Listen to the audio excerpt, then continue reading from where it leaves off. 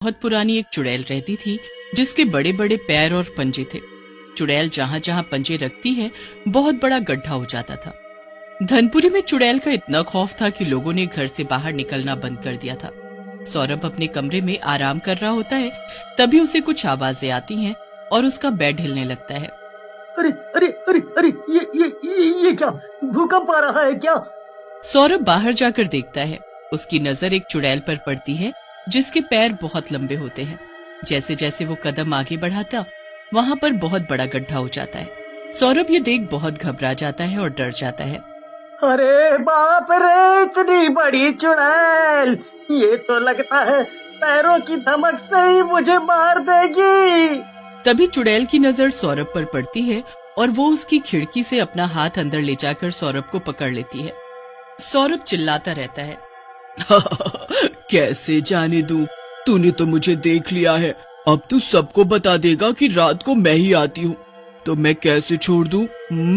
सौरभ डरते हुए कहता है, नहीं नहीं बताऊंगा, नहीं बताऊंगा, मैं किसी को नहीं बताऊंगा, पक्का पक्का। तो मुझे जाने दो, मुझे जाने दो। सौरभ के इतना कहते ही लंबे पैरों वाली चुड़ैल उसे जमीन पर छोड़ देती है और उसे भागने को कहती है। चल भाग, जितना दूर भाग लेगा तेरी मौत उतनी लेट होगी। भाग भाग भाग। सौरभ भागने लगता है। चुड़ैल अपना दाहिना पैर आगे बढ़ाती है और सौरभ उसके पैर तले दब जाता है और जमीन में धंसकर मर जाता है। चुड़ैल बहुत तेज हंसती है और चली जाती है। अगले दिन जब सौरभ की माँ उसको जगाने आती है तो वहाँ सौरभ को ना पाकर वो घबरा जाती है और खिड़की के बाहर देखने लगती है। तभी उसके घर एक आदमी आता है। अरे सौरभ की माँ, सुनती हो? जल्दी नीचे आओ, तुम्हारा बेटा वहाँ मरा पड़ा है, जल्दी आओ। सौरभ की माँ भागते हुए नीचे आती है और जाकर देखती है कि उसका बेटा जमीन में गड़ा है और मर गया। सौरभ की माँ बहुत रोती है। सभी गांव वाले बड़े बड़े गड्ढों को देखते हैं और हैरान रह जाते हैं कि किसी के इतने बड़े पैर कैसे हो सकते हैं। शायद कोई बड़ा राक्षस आया था, उसी ने सौरभ को मारा है। अरे भैया, पता है सौरभ को एक चुड़ैल ने मार दिया है। बेचारी उसकी माँ बहुत रोई, बहुत रोई। चुड़ैल हमारे गांव में? कब? रात को तो मैं भी आया था, मुझे तो कोई नहीं दिखी थी। हाँ भैया, बहुत खतरनाक है। हम तो जा रहे हैं, आप भी समय से घर चले जाओ। राज को उसकी बातें फालतू लगती हैं और वो धीरे धीरे घर जाने लगता है। राज बहुत थक गया था और कोई गाड़ी देख रहा था। तभी उसके पीछे से आवाज आती है, बहुत थक गए हो, सहारा चाहिए क्या? हाँ, क्यों नहीं, आपकी इतनी प्यारी आवाज है, सहारा तो बहुत ही प्यार भरा होगा। राज पीछे मुड़कर देखता है, उसे लंबे पैरों वाली चुड़ैल दिखती है। राज चिल्लाने लगता है और भागने लगता है। भागो भागो भागो, कितना भागोगे? मैं एक पैर लाऊंगी और तुम जमीन में गड़ जाओगे। बचाओ बचाओ, लंबे पैर वाली चुड़ैल से मुझे बचाओ। राज भागते भागते अपने गांव की ओर जाता है। उसके चिल्लाने की आवाज से सारे गांव वाले बाहर आने लगते हैं। राज को चिल्लाते हुए देख गांव वाले उससे पूछते हैं, क्या हुआ राज, तुम चिल्ला काहे रहे हो? हैं? जैसा कौन भूत देख लिया हो, ऐसा है क्या?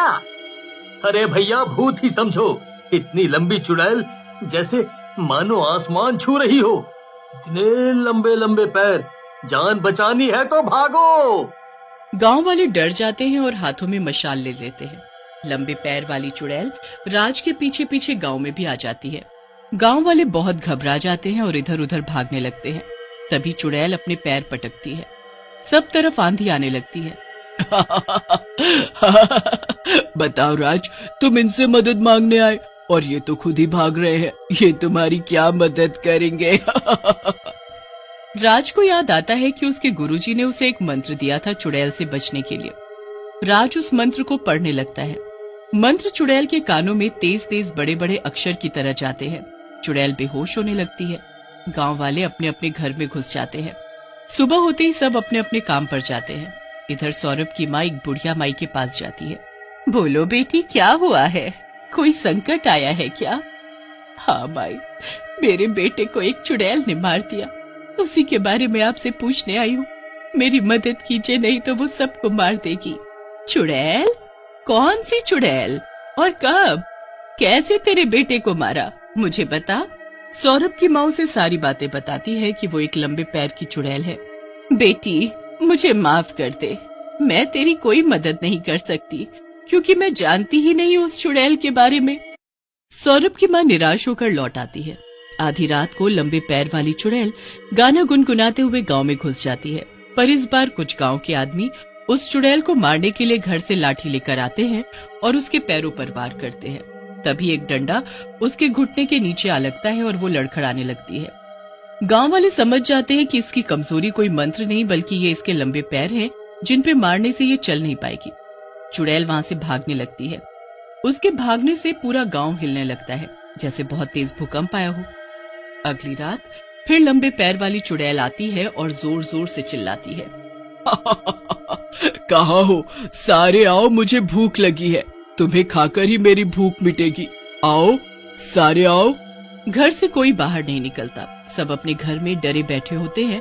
अगर तुम लोग बाहर नहीं आए तो मैं तुम सबकी गाय और बकरी खा जाऊंगी। बाहर आओ। चुड़ैल देखती है कोई बाहर नहीं आ रहा होता। गांव के लोग ये सब देखते ही बाहर आ जाते हैं। अपने पालतू जानवरों को मरता देख गांव वाले बाहर आने लगते हैं। तभी वहां बुढ़िया माई आ जाती है। सब लोग बुढ़िया माई के पीछे भागते हैं और चिल्लाते हैं, बचाओ बचाओ माई, बचाओ हमें चुड़ैल से। आप तो इतनी पुरानी हैं और सब जानती हैं, आप हमारी मदद करो ना, इस चुड़ैल से छुटकारा कैसे मिलेगा? वो ऐसे नहीं जाएगी जब तक मैं न कहूँ। आप ना कहो मतलब क्या है आपका? सब गांव वाले सोचने लगते हैं कि बुढ़िया माई इसके बारे में जानती है क्या। बता बूढ़ी माई, क्या तूने सच में हमारे गांव में इस चुड़ैल को भेजा है? बुढ़िया माई चुप हो जाती है, कुछ नहीं बोलती है और टेढ़ी भयानक हंसी हंसती है। बता वरना हम तुझे यहीं मार देंगे। बता बता, क्या तूने ही? हाँ, मैंने ही इसको यहाँ भेजा है तुम सबको परेशान करने के लिए, ताकि तुम्हारा गांव बर्बाद हो जाए और मैं उस पर राज करूं। राज करूं का क्या मतलब है? बहुत सालों पहले जो पुराना मुखिया था गांव का, उसने मुझे काला जादू और टोटका करते पकड़ लिया था और मुझे गांव से बेगाना कर दिया था। तभी मैंने सोच लिया था कि तुम्हारे गांव को बर्बाद कर दूंगी। इस चुड़ैल को मैंने ही बनाया है और ये मेरे इशारे पर ही सारे काम करेगी और तुम लोग बस देखते ही रहोगे। क्या तुम्हें अपनी गलती नहीं याद क्या जो तुमने किया था हमारे साथ? है? हमने तो तुम्हें सिर्फ इस गांव से निकालने की गुहार की थी, लेकिन तुमने तो कितने लोगों को मरवा दिया था भूतों से। शुक्र था मुखिया का, जिन्होंने सिर्फ तुम्हें हमारे गांव में एकांत किया, सिर्फ, समझी? जो भी है, अब चुड़ैल से बचो तब बकवास करना। सौरभ की माँ वहाँ आ जाती है और फूट फूट कर रोने लगती है। उसे देख सब गांव वाले उदास हो जाते हैं। कितनी बेरहमी से चुड़ैल ने सौरभ को मारा था।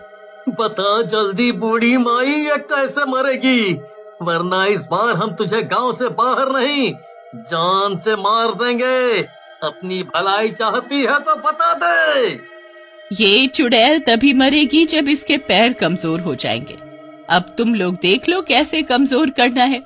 बूढ़ी माई इतना बोलकर शान से वहां से खिसकने लगती है। तभी राज उसे पकड़ लेता है और एक पेड़ से बांध देता है।